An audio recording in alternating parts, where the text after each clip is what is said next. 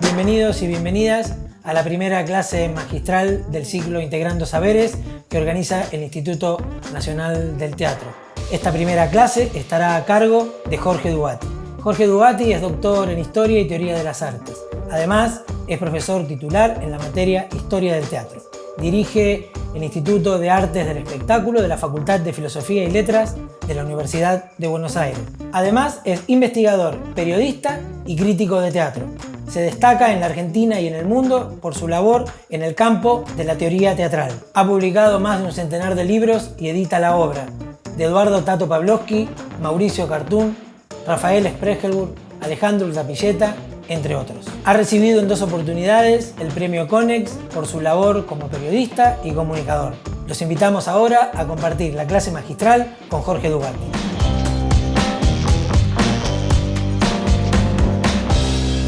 Bueno, yo quiero agradecer enormemente la posibilidad que me da el Instituto Nacional de Teatro de poder compartir con ustedes algunas reflexiones sobre temas que venimos trabajando en lo que llamamos filosofía del teatro, que es una disciplina hecha en la Argentina, pensada en la Argentina, fundamentalmente a partir de los teatreros argentinos, de la praxis de los teatreros argentinos, y que lo que pretende es hacerle al teatro las grandes preguntas filosóficas. Yo armé esta clase en 3 momentos. Un primer momento donde me gustaría hablar sobre algo que está dejando ver la cuarentena, la pandemia, que es lo que llamaríamos cultura convivial. Esa cultura convivial es, digamos, algo de lo que participa el teatro. En segundo lugar, preguntarnos por qué el teatro en este momento atraviesa, digamos, un momento de mucha restricción, no están cerradas las salas, digamos, no se pueden hacer espectáculos teatrales, digamos, ¿por qué razón esto sería? Y finalmente, referirme a algunos ejemplos notables de representaciones de la peste en la dramaturgia argentina. Si empezamos por el primer tema, hay algo que dice Antonin Artaud en su capítulo sobre el teatro y la peste, en El teatro y su doble, ese libro de 1938, fundamental en la historia del teatro contemporáneo, porque lo ha leído todo el mundo ese libro, desde, no sé, Peter Brook, pasando por Griselda Gámbaro, Eduardo Pavlovsky, Grotowski, Eugenio Barba. Digamos, allí él pone el acento en la reunión. A nosotros nos gusta llamarlo convivio, a ese concepto. El convivio sería la reunión de cuerpo presente, es la reunión en proximidad, la reunión territorial en presencia física. Nosotros le oponemos al concepto de convivio, le oponemos la idea de tecnovivio, que sería el vínculo personal pero remoto, a distancia. Es el vínculo desterritorializado, mediado por las máquinas que permiten la sustracción del cuerpo presente. Para que se entienda la diferencia, el convivio es algo antiquísimo. El convivio habría nacido con la humanidad, es decir, el convivio nació en el momento en que se juntaron por primera vez 2 personas. Nos vamos al mito de Adán y Eva, digamos, nos vamos a los orígenes mismos de lo humano. En cambio, el tecnovivio sería una tecnología que permite la sustracción del cuerpo presente. Por ejemplo, la primer gran forma tecnovivial fue la invención de la escritura, ¿no? Y hoy tenemos diferentes formas tecnológicas de producción de cultura tecnovivial. Para que se entienda claramente, un episodio personal con el nacimiento de mi primer nieto, de mi nieta Charito. Cuando mi hija trae en un CD, en ultra resolución, la ecografía que le acababan de hacer, y yo veo en la pantalla de la computadora, digamos, la ecografía de mi nieta. Yo toco la pantalla y siento que hay una presencia, pero de tipo telemática de mi nieta. En cambio, me avisan cuando nace mi nieta, que acaba de nacer, yo estoy dando una clase, interrumpo la clase, me voy a la clínica y mi hija pone en mis brazos a mi nieta. Yo siento el cuerpo de mi nieta, le doy un beso a mi nieta, la huelo, la puedo ver desde múltiples perspectivas. Podemos decir que el vínculo tecnovivial sería el vínculo donde no está la presencia física de mi nieta, pero sí la presencia telemática, favorecida por las máquinas. Y el vínculo convivial es el vínculo de encuentro físico, digamos, próximo, territorial, que insisto, es una de los rasgos culturales de la humanidad más fuertes, en tanto lo ancestral que es, el origen mismo de lo humano. Entonces, si nosotros observamos lo que está pasando en el mundo contemporáneo con este tema de la pandemia y la cuarentena, el mundo se ha vuelto un gigantesco laboratorio de percepción de la relevancia del convivio en nuestras vidas. Fíjense que recién lo notamos por la restricción. Extrañamos el convivio en las calles, extrañamos el convivio en las canchas, extrañamos el convivio en las clases, en el templo, en las reuniones con los amigos para tomar mate. El convivio forma parte fundamental de nuestras existencias cotidianas y, sin embargo, no lo veíamos sencillamente porque lo teníamos naturalizado. En el contexto de la cuarentena se da una restricción de la cultura convivial y se da una avanzada fabulosa de la cultura tecnovivial. Nosotros con el teatro esto lo estamos viendo de manera muy fuerte. Como no podemos reunirnos en las salas teatrales, como no podemos hacer teatro, encontrarnos en el convivio teatral, justamente el teatro busca camino por la vía tecnovivial, fundamentalmente a través de tres grandes tecnologías: la tecnología del libro, la tecnología del audio, por ejemplo el radioteatro, y la tecnología audiovisual, que sería sus múltiples formas, el streaming, la digitalización, lo que llamamos el videoteatro. Entonces, en esta reflexión que les estamos proponiendo de dos grandes formas culturales humanas, que sería la cultura convivial y la cultura tecnovivial, en este contexto que estamos atravesando, podemos decir que estamos viviendo una suerte de síndrome de abstinencia convivial.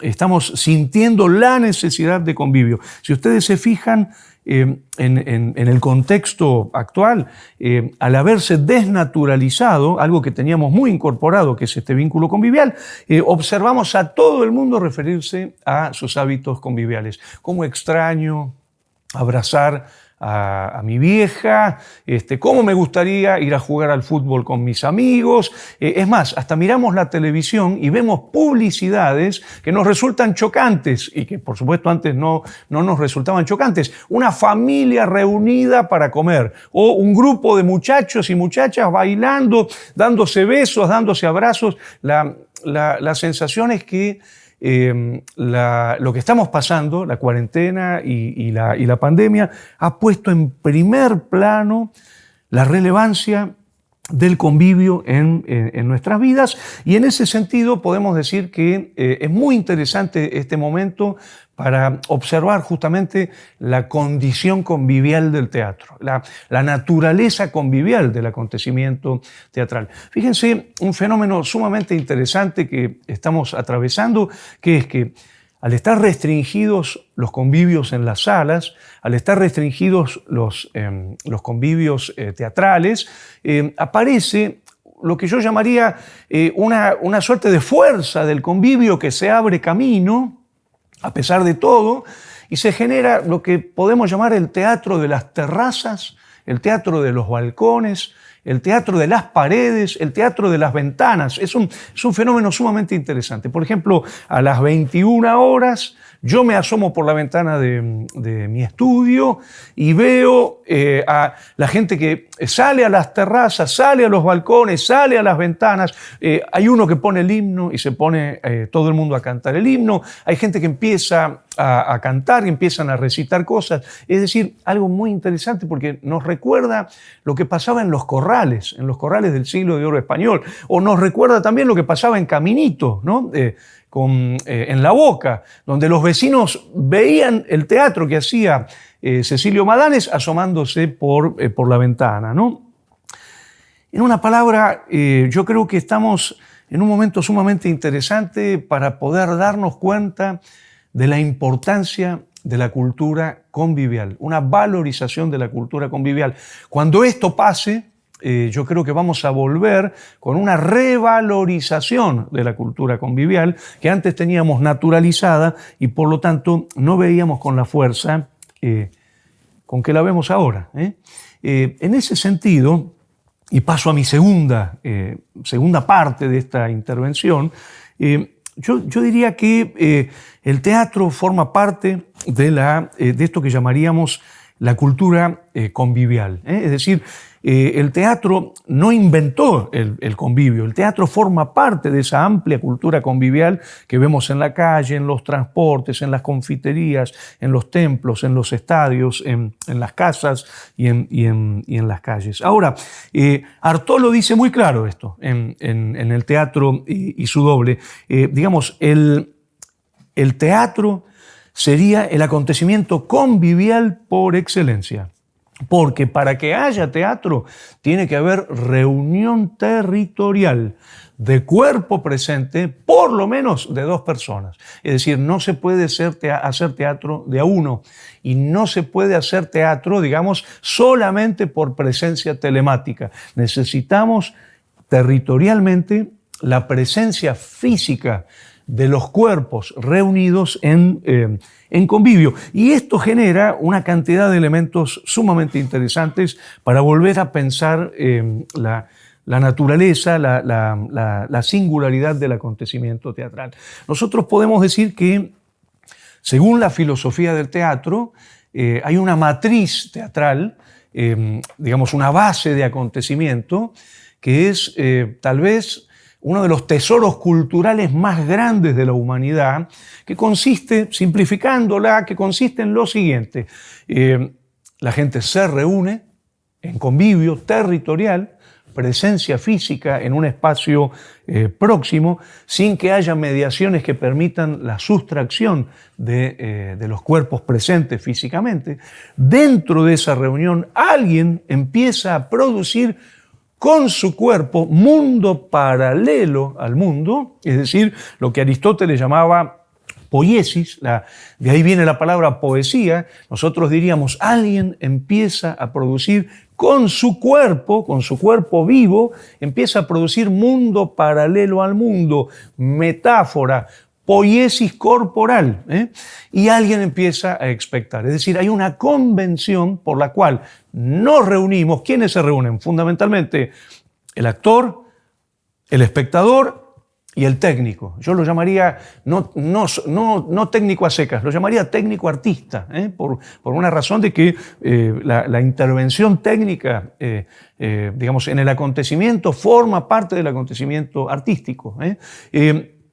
Y se produce un acontecimiento del que surge una zona de experiencia. Hay un momento en el que ya no podemos distinguir dónde está lo convivial, dónde está el laburo del actor, dónde está el laburo del espectador. Lo que aparece es una zona de experiencia y nosotros podemos decir que esa es la gran singularidad del teatro, es decir, una zona de experiencia que solamente puede brindar el teatro, no la brinda el cine, no la brinda la televisión, no la brinda la radio, porque tiene características específicas.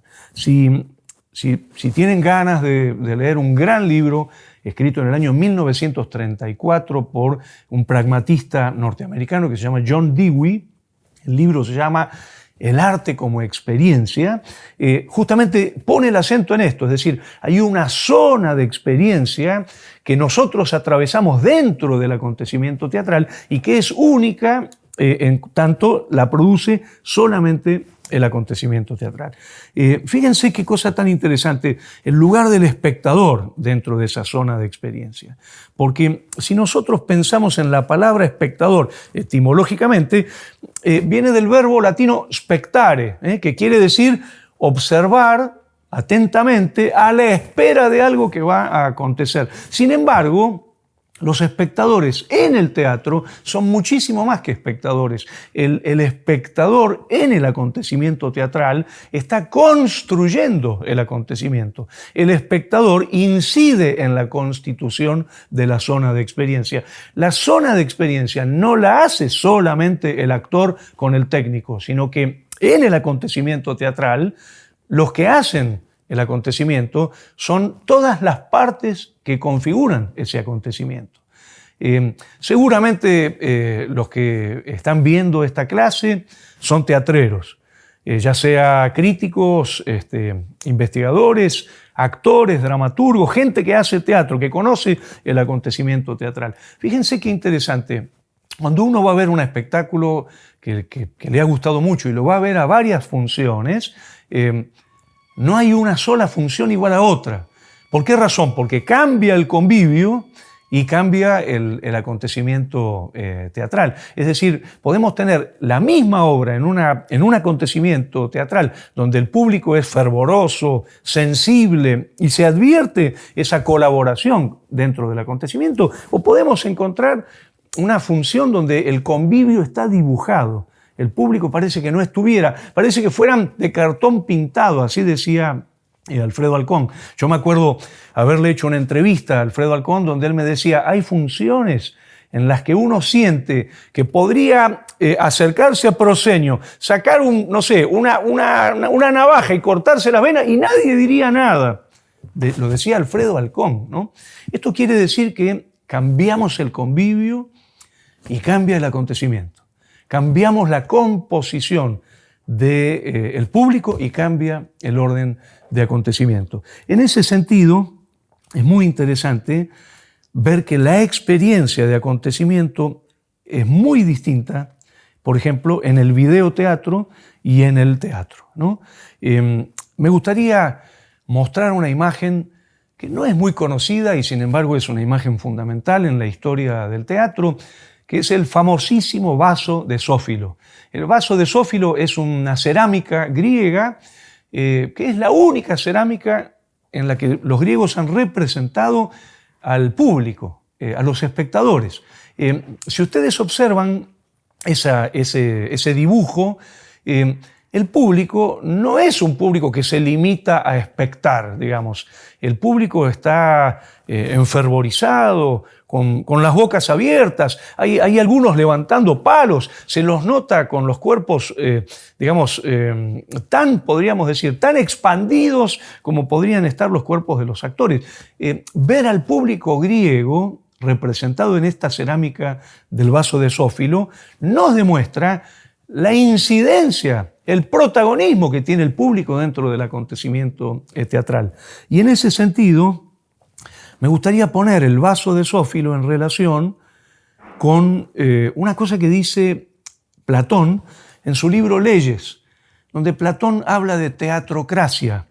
La teatrocracia es la capacidad que tienen los espectadores cuando asumen comportamientos desmadrados de sabotear los acontecimientos teatrales. Es decir, tanto el vaso de Zófilo, donde estamos viendo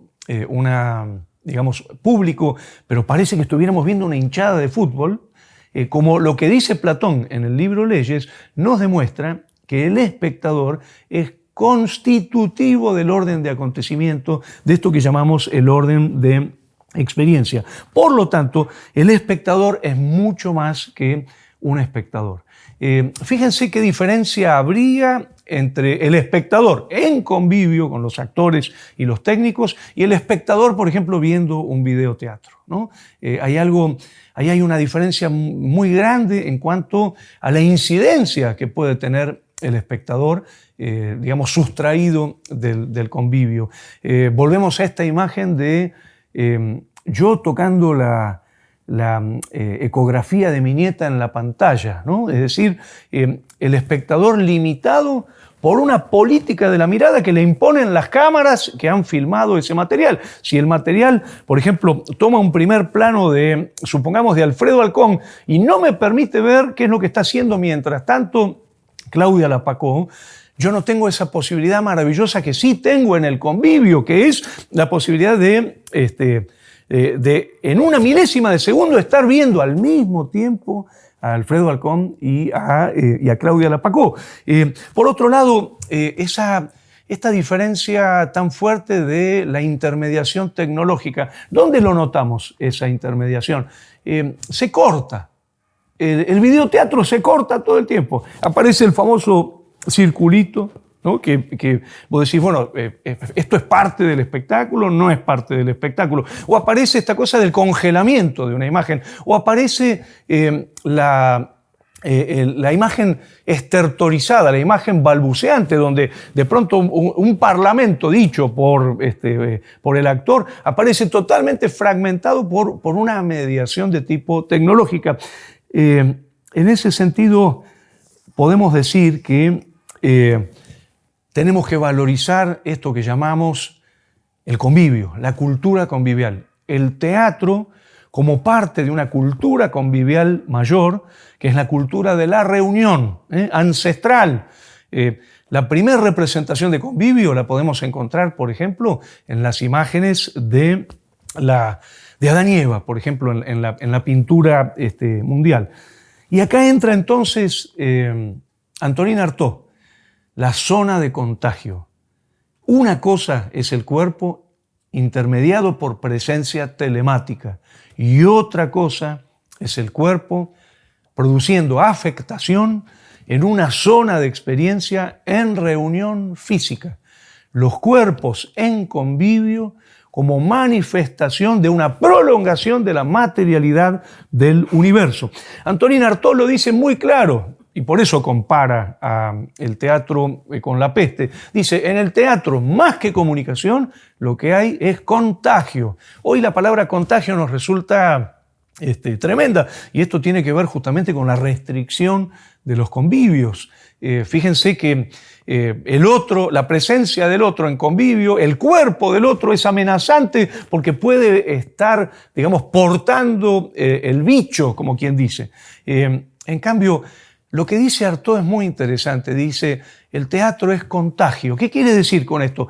El teatro es una zona de experiencia donde, más que comunicación, en términos técnicos, lo que tenemos es una zona de inefabilidad, es una zona de contagio, es una zona de conexión que excede el concepto tradicional de comunicación, que sería el de la transmisión de un determinado mensaje. En ese aspecto, nosotros podemos decir que el acontecimiento teatral se define por el convivio como contagio. Y esto no es una falta del teatro, esto no es un problema, sino que es, insisto, uno de los rasgos culturales, uno de los tesoros culturales más grandes de la humanidad, ¿no? En ese sentido, la filosofía del teatro dice algo muy interesante. Dice que en el convivio, en la zona de experiencia, en la zona de contagio, podemos decir que no solo expecta el espectador, también está expectando el técnico. Por ejemplo, desde la consola, manejando las operaciones necesarias para la técnica del espectáculo, o también el actor. Yo me acuerdo haber hablado hace unos años, hace bastante tiempo, con Gladys Florimonte, la actriz Gladys Florimonte, a la que yo había ido a ver en un espectáculo que se llamaba Anaí y Familia, donde ella hacía, en un unipersonal, hacía no sé cuántos personajes, era más de una decena de personajes, el padre, la madre, la hija, digamos, los distintos personajes de la familia. Me acuerdo que la esperé a la salida para felicitarla, porque era un trabajo memorable el que hacía, un trabajo actoral notable. Y me acuerdo que le digo, ¿estás contenta, no? Porque realmente es una maravilla lo que estás haciendo y el impacto que tenés en los espectadores. Y ella me dice, sí, pero estoy un poco enojada con el productor. Digo, ¿pero por qué? Dice, bueno, me dice que vinieron 150 y yo conté 174. Digo, ¿cuándo contaste 174? Mientras actuaba, me dice Gladys Florimonte. Yo estoy actuando, o sea, está haciendo 11 personajes y al mismo tiempo está contando cuánta gente hay en las butacas. Eso es expectación. el actor también expecta. Nosotros podemos decir con la filosofía del teatro que en la zona de experiencia del convivio, la expectación es una acción circulante, que no es una función específica del espectador, sino que el acontecimiento se produce en una circulación de la acción de expectación que incluye también a los técnicos, que incluye a los actores e incluye también a los espectadores, ¿no? ¿Qué quiere decir Artaud entonces cuando dice zona de contagio? El convivio como una zona de contagio. Está diciendo algo muy interesante. Está diciendo que en el teatro la experiencia excede el lenguaje. Fíjense que dice, utiliza la palabra contagio y utiliza la palabra delirio también. El teatro sería lenguaje más experiencia. Es decir, el teatro sería lenguaje más algo que no es reductible al lenguaje, que se resiste al lenguaje y que constituye tal vez lo más interesante de ese orden de experiencia que se está viviendo en el acontecimiento teatral. Si ustedes me permiten un ejemplo muy rápidamente para entender esto que estamos tratando de decir, es que en el teatro habría una zona de lenguaje y habría una zona de inefabilidad, una zona que no podemos pensar, digamos, atravesada por el acontecimiento del lenguaje. Yo como crítico y como espectador ferviente de teatro, cuando voy a ver un espectáculo que me da vuelta, que realmente me emociona muchísimo y realmente me marca un antes y un después, esos espectáculos en los que uno agradece estar ahí, haber estado ahí, la sensación es que salgo de ver ese espectáculo totalmente despalabrado, salgo totalmente balbuceante, salgo aturdido de ver el espectáculo. Es más, generalmente uno suele ir con amigos al teatro y empieza a hablar con los amigos y la sensación es, yo no sabría qué decir, estoy tan conmocionado por lo que acaba de pasar. Digamos, uno no se carga de palabras, uno se despalabra. Si en ese momento me llamaran por teléfono y me dijeran, ¿podés hablar en la radio de lo que acabas de ver? No podría hablar. Lo único que podría decir es, miren, me emocionó muchísimo, me encantó lo que vi, no dejen de ir a verlo. Pero realmente no podría decir mucho más, porque cuando la experiencia teatral es muy fuerte, como dice Artaud, uno se despalabra. Uno, digamos, pierde el vínculo con el lenguaje. Yo esa noche me voy a mi casa, me olvido del espectáculo y al otro día estoy haciendo otra cosa, supongamos estoy lavando los platos y ¡pum!, aparece una imagen del espectáculo, una imagen que yo no controlé, que yo no elegí, que yo ni siquiera sabía que la había registrado, porque yo no me acordaba de esa imagen. Es decir que es muy interesante esto que dice Artaud sobre la idea del teatro como contagio. La filosofía del teatro diría, para que haya comunicación tiene que haber contagio. Para que haya lenguaje tiene que haber inefabilidad, no lenguaje. Para que haya lenguaje tiene que haber infancia. Infancia. ¿Qué quiere decir infancia? Justamente el periodo en el que no tenemos lenguaje. El infans es el que no habla, ¿no? Este fenómeno es muy interesante porque estaría muy relacionado a esto que llamamos zona de experiencia. Nosotros no vamos al teatro solamente a ponernos en contacto con un acontecimiento de lenguaje, sino también vamos a ponernos en contacto con un acontecimiento de experiencia que tiene que ver con el convivio, Artaud diría con el contagio, con el delirio de la afectación que surge en la multiplicación de convivio, producción de poiesis corporal y expectación. Entonces, lo que nosotros podríamos decir, siguiendo esta idea de una filosofía del teatro, ¿no? ¿Qué es una filosofía del teatro? Me encantaría definirlo brevemente, ¿no? Yo creo que esto yo lo aprendí de Eduardo Pavlovsky.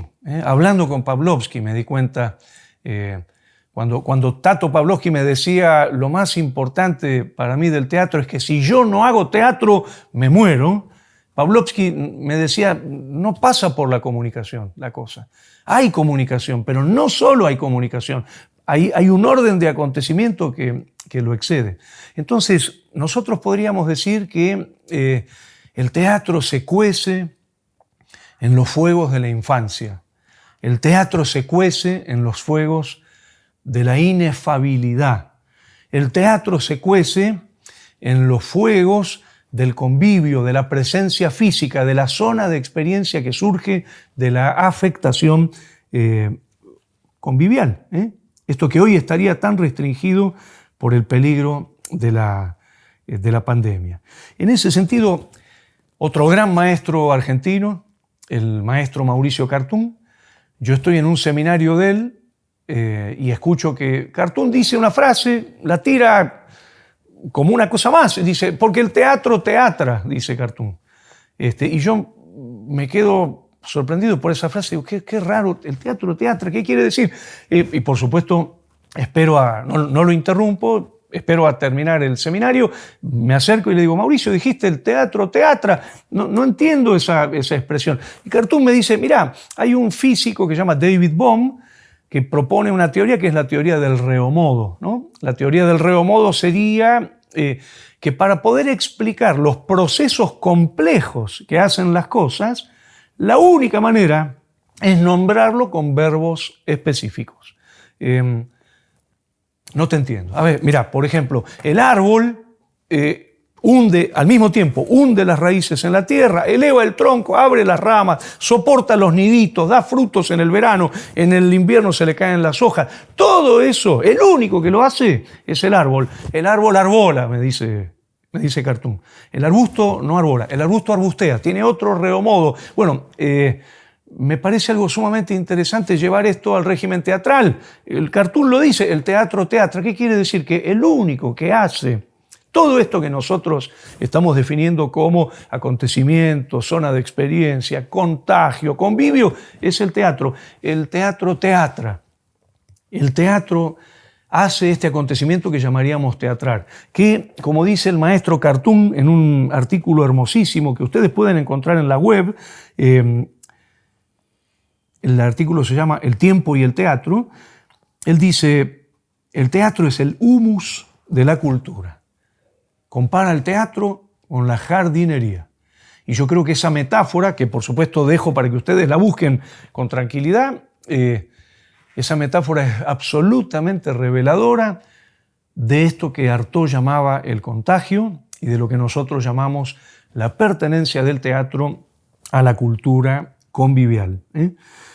Bueno, se nos va terminando el tiempo, por lo tanto yo pasaría a la tercera parte de esta charla, donde trato de responder qué representaciones ha hecho la dramaturgia argentina de la situación de peste. Insisto, nosotros le hemos dado a Antonín Artaud un lugar muy importante. Yo no sé si ustedes sabían, pero Argentina es la primera en publicar la traducción al español de El teatro y su doble. La primera edición en español completa del teatro y su doble es una edición que saca en Sudamericana en el año 1964 en Buenos Aires, con traducción de Paco Abelenda, que es el seudónimo de Francisco Porrúa, y Enrique Alonso. Para nosotros esto es una gran alegría, ¿no? Ver que Argentina desde muy tempranamente se siente conmovida por el legado artodiano, al punto que genera la primera traducción de 1964. Yo tengo esa edición, la pude encontrar en una librería de viejo. Es una edición muy hermosa. Pero además, recordemos que uno de los capítulos del Teatro y su doble, de Antonín Artaud, aparece publicado en la revista Sur. El capítulo donde Antonín Artaud compara al teatro con la alquimia, a través de Jules Supervielle, Victoria Ocampo le encarga a Antonín Artaud que envíe un artículo para la revista Sur. Y este artículo sale antes de la publicación del libro en castellano, en el año 1932. En la revista Sur ya aparece la primera edición del artículo sobre el teatro alquímico, ¿no? Ahora, en la Argentina tenemos una enorme, realmente muy fuerte presencia artodiana, pero las representaciones de la peste exceden la lectura de Artaud. Por supuesto, Artaud está resonando, pero podemos decir que la exceden. Yo me detendría en cuatro, que creo que son cuatro momentos realmente muy interesantes. La primera que quiero destacar es una de las primeras obras de Osvaldo Dragún, una obra que le estrena el Teatro Fray Mocho en el año 1956, que tiene una edición muy pequeña, pero que luego se reedita con el C. de Baires en la revista Teatro 70, que le reedita a Dragún La peste viene de Melos, Historias para ser contadas y Los de la Mesa 10. Fíjense que acá la peste está asimilada a la producción de lo que hoy nosotros llamaríamos fake news. Atenas está padeciendo la peste y lo que se ve en la primera escena son las pilas de cadáveres y especialmente las fogatas, digamos, los fuegos que están haciendo para quemar los cuerpos de los empestados. Alcibíades aprovecha la peste para generar una paranoia colectiva en la ciudad de Atenas y acusar a la isla de Melos, isla independiente, isla que no quiere estar bajo el yugo del imperio ateniense, acusar a la isla como ser como el origen de donde proviene la peste.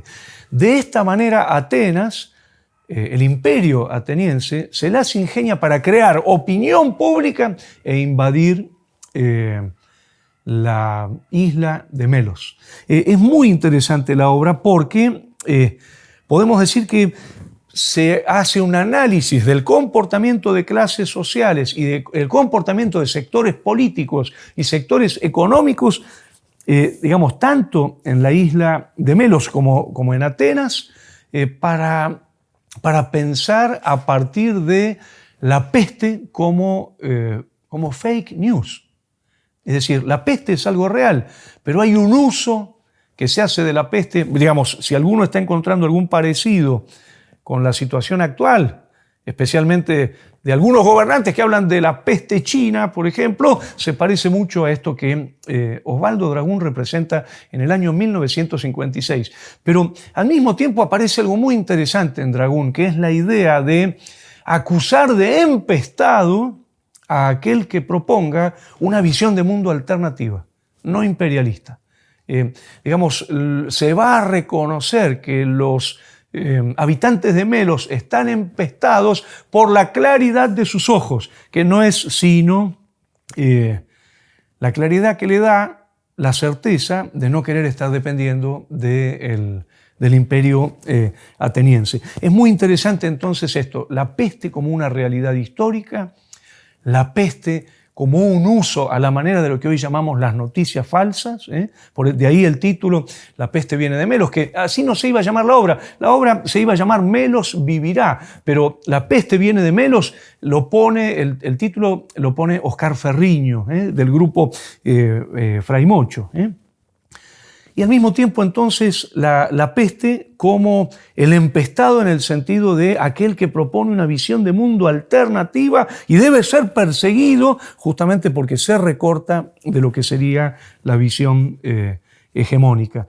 Yo sé que ustedes van a leer esta obra, ojalá que la lean, ojalá que la pongan en escena. Se lee muy bien La peste viene de Melos de Osvaldo Dragún, a pesar de ser una obra muy juvenil. Me permito spoilear el final. Si quieren se tapan los oídos o silencien esta parte de la charla, pero es muy interesante saber que Melos va a terminar destruida por la fuerza ateniense. Pero lo que es muy interesante es que el ejemplo de Melos prende en muchos otros sectores que van a empezar a resistirse a la fuerza del imperio ateniense, que comienza a ingresar, digamos, en un proceso de decadencia, de fin de su hegemonía. Entonces, la peste como realidad histórica, la peste como el empestado en el sentido de el que posee, digamos, un territorio de subjetividad alternativa, y la peste entendida como fake news o como noticia falsa. La segunda obra que quiero recordar, yo quiero aclarar que tengo una lista de unas 25 obras teatrales argentinas que hablan, que colocan la peste de alguna manera, pero me gustaría destacar estas 4. La segunda que quiero destacar es una obra de Renzo Casali del año 1972 que se llama justamente La peste. La peste lleva como subtítulo Plaga sacramental en 12 secuencias, y en este caso la imagen que se toma es la imagen artodiana de la caída de un orden, el derrumbe de un orden. Lo que dice Artaud de la peste como una forma de la crueldad, en el sentido de que viene a disolver el orden, el sistema de convenciones en el que se ha acomodado, digamos, insatisfactoriamente la humanidad. Lo que está proponiendo Renzo Casali en esta obra del Cé de Baires, en el año 72, es la ciudad de Milán, la famosa peste bubónica en la ciudad de Milán, allá por el año 1629 al año 1631, y cómo el poder, que es el poder español, ¿no es cierto? Hay un gobernador español que digamos que como parte del imperio español ha tomado la ciudad de Milán. Hay todo un movimiento de resistencia de los italianos contra el poder español. Hay una presencia muy fuerte, de allí el nombre de la plaga sacramental, por parte de los representantes de la Iglesia. Lo que se ve justamente es cómo se va deteriorando, cómo se va desarmando el poder español en Milán, y fundamentalmente la posibilidad del advenimiento de una nueva situación en plena anarquía. Es muy interesante en este sentido la idea de el teatro de la crueldad. La crueldad entendida como, no cruel físicamente, sino cruel en el sentido de desmontar, de desarmar, de deconstruir, de desintegrar el sistema de convenciones de una sociedad para darle advenimiento a un nuevo sistema de convenciones. Y yo diría que aparece aquí uno de los elementos más interesantes de la reflexión artodiana, ¿no? Cuando Artaud dice la peste es manifestación de lo sagrado, ¿no? La relación con lo sacramental de la que habla Renzo Casali. Fíjense qué interesante esta idea de del manas, el manas, que es las grandes energías universales, ¿no? Las fuerzas tectónicas del universo que se encarnan en la peste y vienen a reconstituir el mundo en un orden que no sería un orden humano. Tiene esto mucho que ver con algo que estamos percibiendo en este momento, que es frente a la retirada de los humanos, el avance de la naturaleza.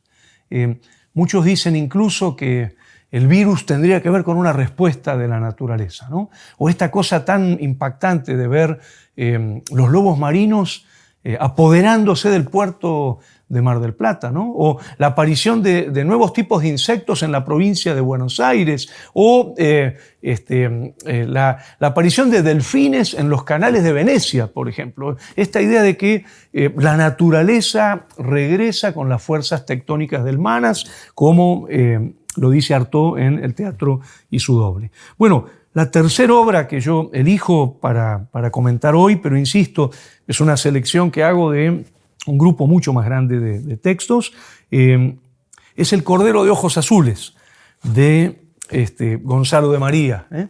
Esta es una obra que se estrena en el año 2011, con realmente un acontecimiento teatral muy, muy importante, dirección de Luciano Cáceres, unos trabajos excelentes de Leonor Manso, de Carlos Belloso, de Guillermo Bertol. La peste, en este caso, es la fiebre amarilla. Buenos Aires, 1871, y todas las hipótesis de una ciudad devastada por la peste de la fiebre amarilla y por un origen muy hipotético de la peste. Algunos dicen producida por los cadáveres que arrastran los ríos que vienen de la guerra del Paraguay, uno de los genocidios más tremendos de la historia argentina. Lo interesante de la obra de Gonzalo de María es que aparece el personaje de un muchacho que lo hacía Guillermo Bertol, una suerte de fantasma, de personaje jeroglífico y que tendría que ver con, podríamos decir, el espíritu de la peste. Acá entramos en la otra dimensión de lo sagrado, ¿no? Como dice Rudolf Otto en su libro Lo sagrado se manifiesta como lo ganz andere, lo radicalmente otro, como la aparición de lo otro respecto de la vida cotidiana. Lo sagrado como opuesto a lo profano. Si la vida cotidiana sería lo profano, lo sagrado sería lo radicalmente otro que se presenta con la peste. Y encarnaría ese personaje hermosísimo, personaje mudo, infante, inefable de Gonzalo de María. No habla el personaje, encarnaría justamente las dos grandes dimensiones de lo sagrado de las que habla Antonín Artaud. El mysterium tremendum, es decir, el misterio tremendo, la sensación de horror, de terror frente a la peste, que es el misterio de lo majestático, de una fuerza incontrolable frente a la cual lo humano es absolutamente insignificante, y al mismo tiempo el mysterium fascinans, es decir, el misterio de la fascinación, la atracción por ese fenómeno, que es lo que el pintor siente por este personaje jeroglífico, este espíritu del muchacho que aparece desnudo, digamos, en medio de la ciudad devastada, digamos, en la catedral de la ciudad de Buenos Aires durante la fiebre amarilla. En una palabra, lo que aparece con Gonzalo de María sería lo hierofánico. Como lo dice Mircea Eliade, la hierofanía sería hieros sagrado, fanía manifestación, la peste como la manifestación de lo sagrado, de lo hierofánico, en este caso encarnado en el cuerpo de este ser fantasmal, de este espectro del Cordero de Ojos Azules, una de las grandes obras que ha dado el teatro argentino en los últimos años. Bueno, y para cerrar, yo diría que tenemos en el teatro argentino un ciclo de reescrituras de Edipo. A ver, podemos nombrar las obras de Mario Alberto Podestá, podemos nombrar la obra de Marcelo Subioto y Juan Minujín. Podemos hablar de la versión de Edipo, la reescritura de Edipo de Luciano del Prato, ¿no? Edipo R, o la de Edgardo Dib en Santa Fe, Edipo y yo, o no sé, podríamos nombrar una enorme cantidad porque realmente tenemos reescrituras del mito de Edipo incontables en la dramaturgia argentina, y estoy introduciendo de esta manera la idea de la reescritura como una forma de dramaturgia, la reescritura como dramaturgia. Y en ese sentido me gustaría cerrar diciendo que aparece acá la imagen de la peste como responsabilidad. Es decir, Edipo es el responsable por haber asesinado a su padre y por haberse acostado con su madre. Es el responsable de la peste que está asolando a Tebas. En este caso, la metáfora sería vigente hoy. Si nosotros pensamos en un Edipo rey hoy que plantea la peste como responsabilidad de determinados sujetos históricos, la peste tendría mucho que ver con el rumbo que ha tomado el mundo en los últimos años. En contra de la naturaleza, en contra de la igualdad social, a favor de la concentración de capitales. Una especie de imagen de Edipo neoliberal, como quien dice, cuya, responsabilidad frente a la peste sería muy fuerte. Y en ese sentido aparece el mito, yo lo llamaría complementario al mito de Edipo, que es el mito de Filoctetes, y con esto termino. Ustedes recordarán, Filoctetes es el mito que construyen los griegos para hablar de la enfermedad. Este soldado griego que por violar un templo, los dioses le envían una serpiente que le muerde un pie y eso le produce que el pie se le pudra, le genera un olor tremendo, y los griegos, Ulises a la cabeza, que están viajando hacia Troya, lo abandonan enfermo en una isla, la isla de Lemnos. Es muy interesante que los dioses le ordenan a Ulises, para ganar la guerra de Troya, volver a buscar a Filoctetes. Hay una complementariedad entre la peste y el mito de Filoctetes como el mito de la enfermedad, porque el mito de Filoctetes es el mito de la inclusión. La idea de no podemos dejar al enfermo solo, no podemos dejar que la gente se enferme. Esto que está pasando hoy en la Argentina, que es cuidar a la gente de la enfermedad, cuidar a la gente de la peste. Y en ese sentido yo quiero recordar dos versiones de Filoctetes muy interesantes de la Argentina. Una es la versión que hizo Marcos Victoria allá por la década del 30, que es un Filoctetes argentino vinculado a la representación de la política. Y por supuesto la versión que hizo Emilio García Güevi con Norberto Laino y un equipo muy grande, que no solo la hizo en Buenos Aires, sino en distintas ciudades, justamente el proyecto Filoctetes, que fue realmente una experiencia muy conmocionante porque se sembró la ciudad de Buenos Aires de muñecos hiperrealistas en situaciones de enfermedad, de peligro, de indigencia, de padecimiento, ¿no?